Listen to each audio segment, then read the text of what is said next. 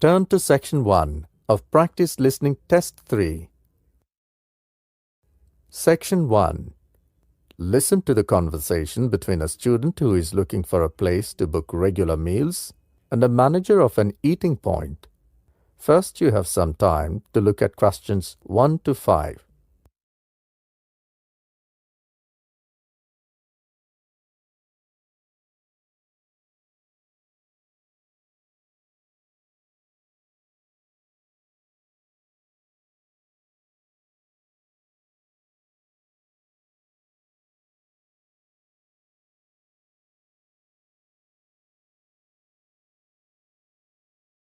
You will see that there is an example which has been done for you. The conversation relating to this will be played first.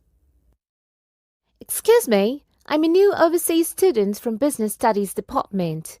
I'm looking for a good place to book my regular meals. As I can see a lot of students in the canteen, is it the right place and the right time to speak? Yes, sure. I'm the manager to handle bookings of regular meals. What do you want to ask? I want to ask about the charges for meals and the procedure to book it in advance. The student is from Business Studies Department. So Business Studies has been written as an answer for the example. Now listen carefully and answer questions 1 to 5.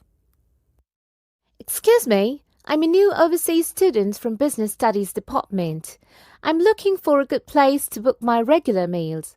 As I can see a lot of students in the canteen, is it the right place and the right time to speak? Yes, sure. I'm the manager to handle bookings of regular meals. What do you want to ask? I want to ask about the charges for meals and the procedure to book it in advance. Well, the charges are very economical and the booking procedure is also very simple. Before that, I would like to know the cost. For students, breakfast is $2, which serves 2 items of your choice from menu. Lunch is $5, which allows you to choose 4 items with 1 sweet dish, and dinner is $4 with buffet. There are varieties of eatables to choose and enjoy. Okay, and what are the timings to have meals? Right, breakfast timing is 7 to 9 a.m. Lunch break is between 12 and 3 p.m. and dinner is 6 to 8 p.m. That's fine. Our classes start at 9:30 a.m. and lunch break is between 2 to 3 p.m. The timings are suitable for me. There is also provision of taking away meals, but also packing charges are extra. No, I don't want that, but in case an emergency, it is okay. What are the charges for it? It's only $1 per meal. Okay. Now look at questions 6 to 10.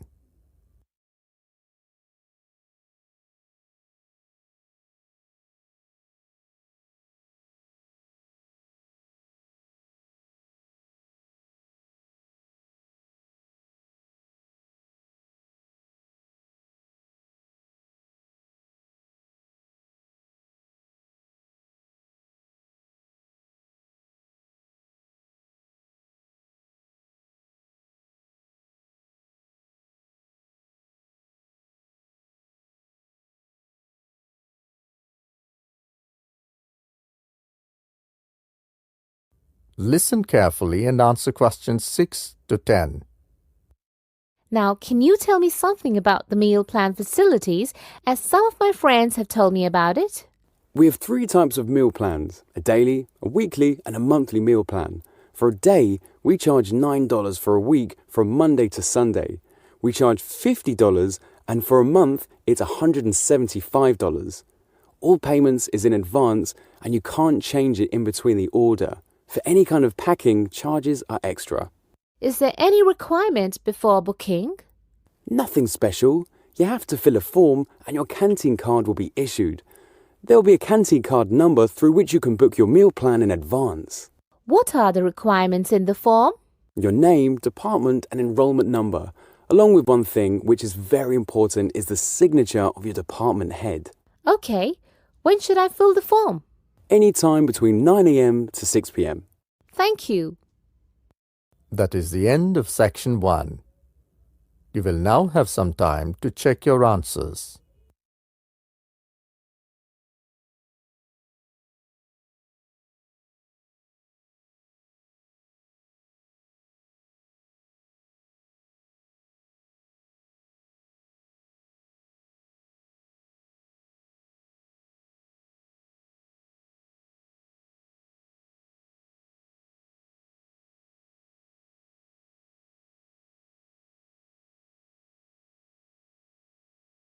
Now turn to Section 2. Section 2. You're going to hear a talk by Simona Wickinson, the owner of a health club. She will speak about the facilities and new staff of the club. First, look at questions 11 to 15.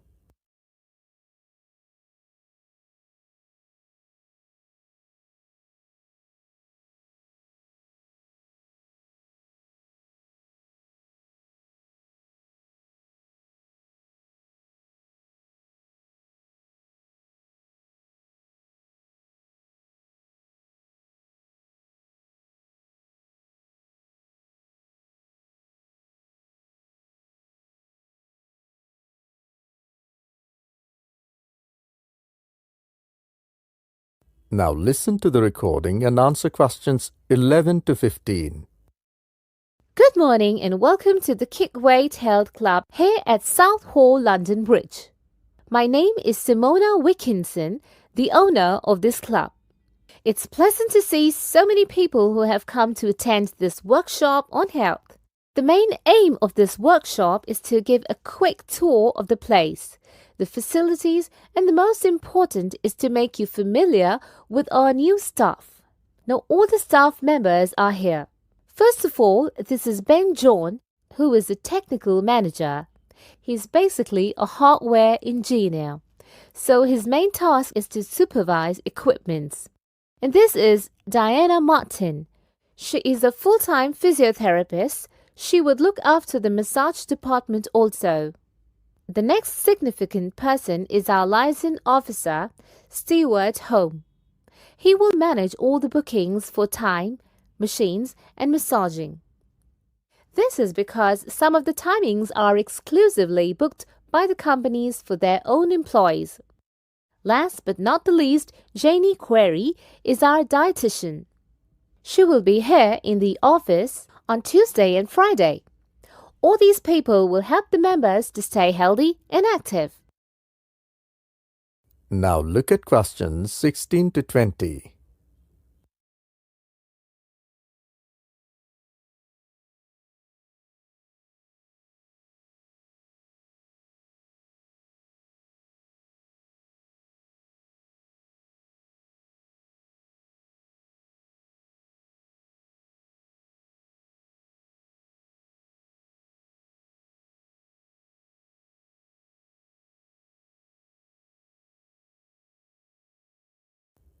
Now listen to the second half of the talk and answer questions 16 to 20. You can see that the club has quite a large capacity and is arranged over 3 floors. Lift and stairs, both facilities are available. On the ground floor, there is a reception, a large hall where yoga classes are conducted. Sometimes dance classes and Arabic sessions are also organized. The other large room is equipped with a full range of fitness machines. There is one more room where seminar and workshops will be conducted as we are enjoying now. This room is fully equipped with a projector and a smart board.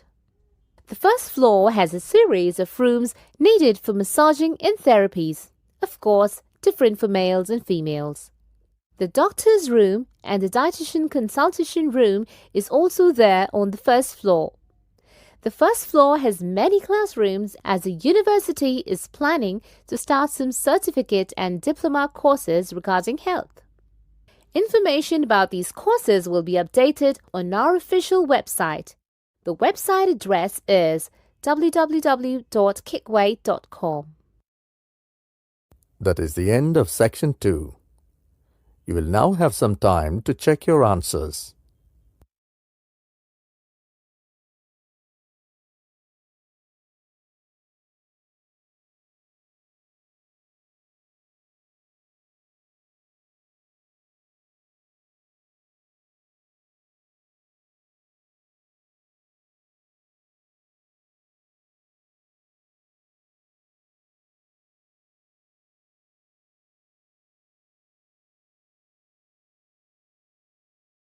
Now turn to Section 3.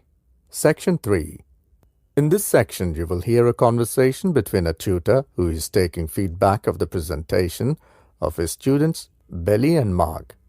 You have some time to look at questions 21 to 30.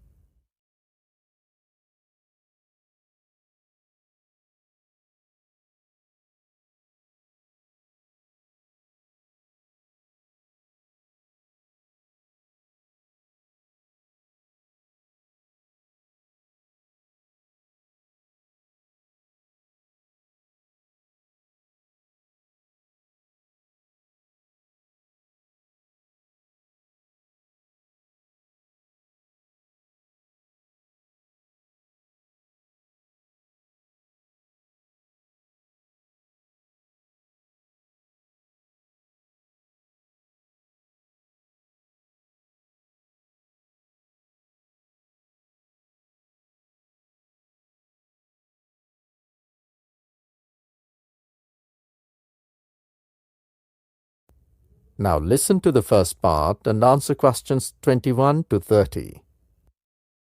Belly and Mark, I have to say that I thoroughly enjoyed your joint presentation on stress management given to the corporate employees on the 9th of March. Though it was part of your evaluation to get marks, but your presentation was absolutely professional. It's clear that you both have devoted quite a lot of time and effort. Your presentation showed your dedication towards the task, and the coordination between you was amazing. Have you filled the placement? Yes, we have. So, Belly, what do you think overall?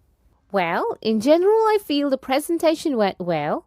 We worked up to the mark. In fact, everyone present there was attentive throughout. Many of them were writing notes also. That's right. And what about the delivery part, Mark? I personally feel Belly's part was marvelous. But for my part, as it was my first chance to stand on stage in front of such a huge crowd, I had fear in my mind. Belly supported me well. Yes, it's true, but I'm sure no one could guess it. That's fine. And it was only a part of evaluation. What about the question-answer session after the presentation? Oh, that was fine, as I think people were very cooperative. All the questions were related to the presentation and we answered confidently. Okay. What do you think were the best areas and which do you think can be improved upon? Although there is always a need of improvement, I felt very good about the leaflets and booklets which we had prepared. We had really spent quality time on preparing them. They gave a very professional look to the presentation. To me also, the leaflets and booklets were the best part, as the content and information was systematic and we mentioned the source of content with their websites and a very extensive bibliography. That's nice. So the booklets showed that you both worked well to collect the information and complete it. And what about the improvement? I think some of the slides were too lengthy. I found slides second and third to be out of sequence. Yes, and I was a little nervous while operating the system. I felt myself under pressure. Yes, I think more practice will make it easy. I also got some feedback separately from the company and senior faculties present during your presentation. I'm also curious for it. Let me open the feedback form. Kindly share the comments with us. Yes, sure. The content part was up to mark, except one or two lengthy slides which you also know well. Yes, absolutely correct. For delivery, it's written average. So, I think 50% people liked, others didn't like it. That's not fair.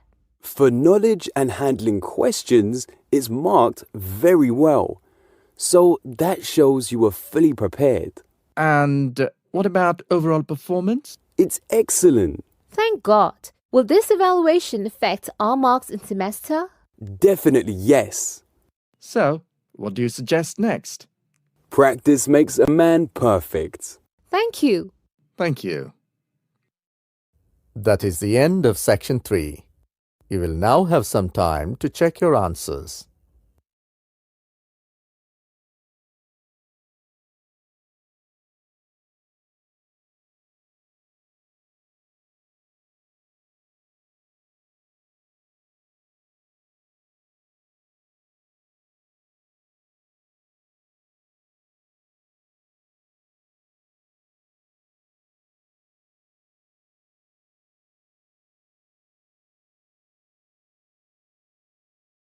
Now turn to Section 4. Section 4. You will hear an extract from the lecture given by a colonist from New Zealand about development of dairy farming in the country. First, you have some time to look at questions 31 to 35.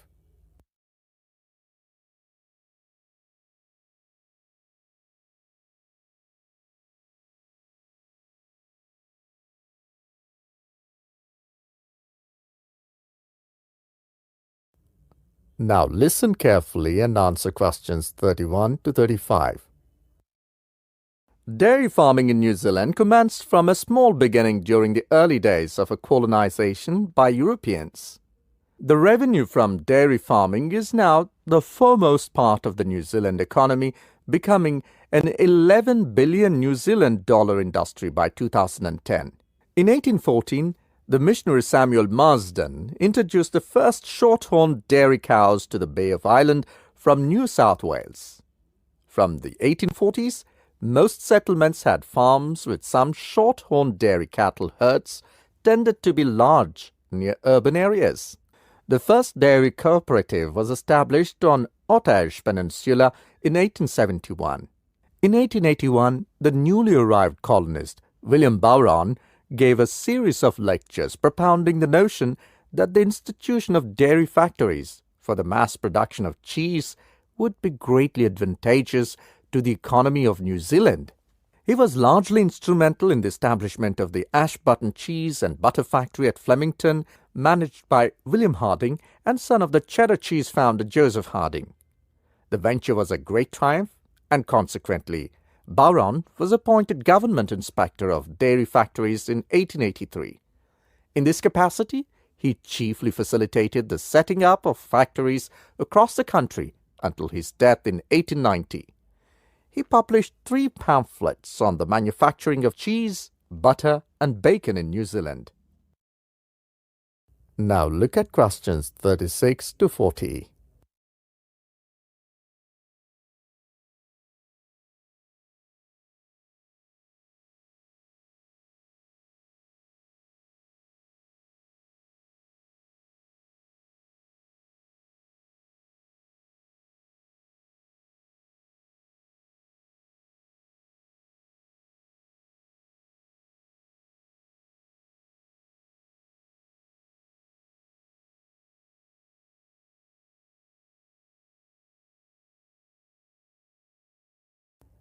Now listen to the second half of the recording and answer questions 36 to 40.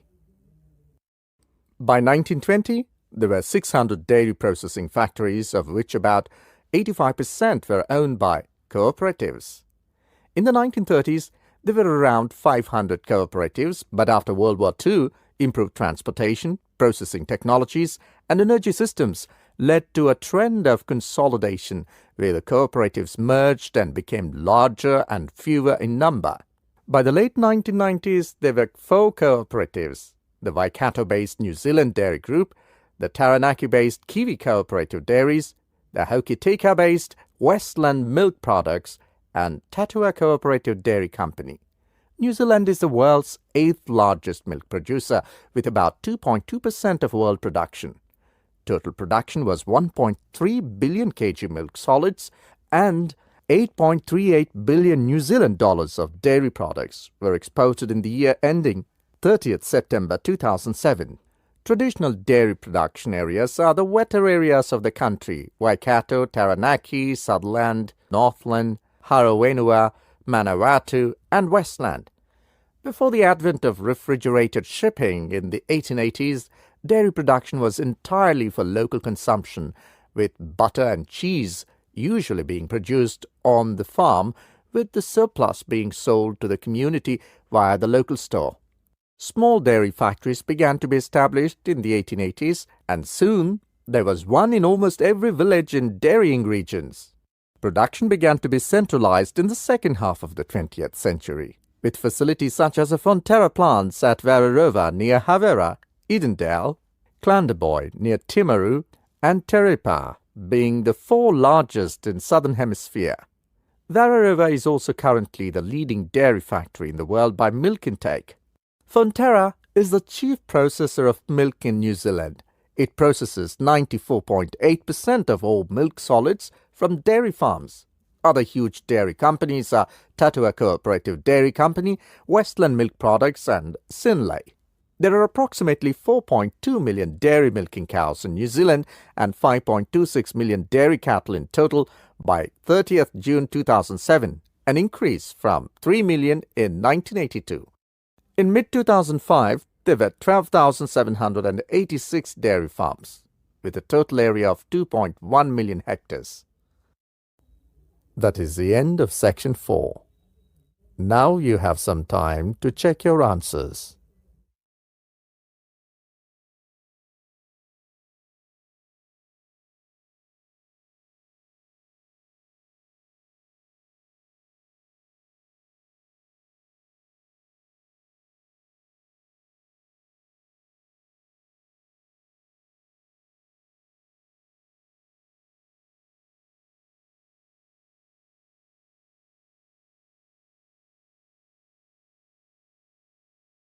That is the end of practice listening test 3.